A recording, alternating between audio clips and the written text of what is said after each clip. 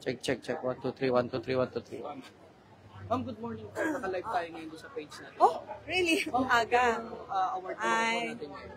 Yeah. So, we're thankful kasi excited ako personally kasi first term, tapos nakuha natin tong award na to for 2023. So, it's a concerted effort of everyone.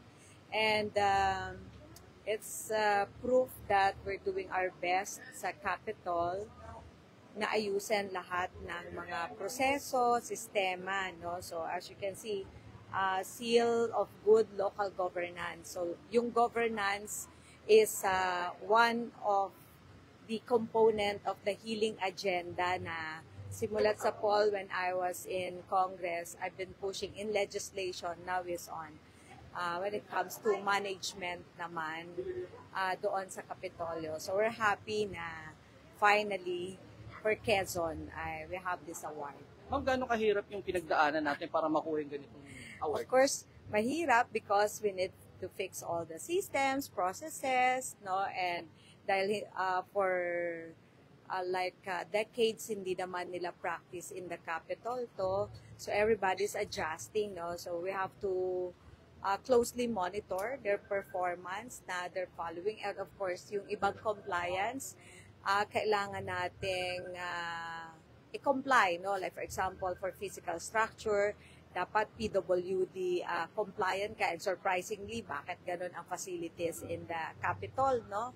So, mga basic supposed to be siya na kino-comply ng isang opisina pero hindi nabibigyan ng pansin kasi nga hindi sensitive doon sa mga policies na binibigay, no?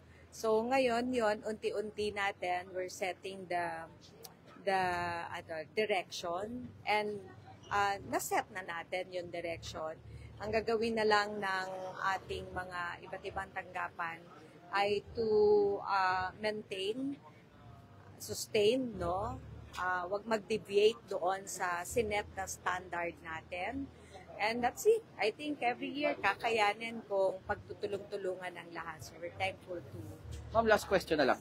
Ma'am, umuulan sa Lucena, sa Quezon, pero umuulan din ang award ngayon sa atin. Yeah, sabi nila it's our year, no? Kasi ang daming recognition from COA, from OCD, to this, galing sa DOF, Department of Finance, among many other awards, DSWD recognition. So, yun, nakakatuwa. And yun naman talaga yung ating goal, no? Yung award kasi secondary yun, eh. It's more of yung goal na sinet natin from the very beginning. We've set it. And that's it, no? So, eto parang you're just getting the reward from all the hard work that we've been doing, no? So, sa ating po mga kalalawigan, I know it's bad weather ngayon, pero nandito po ako. Alone yata ako.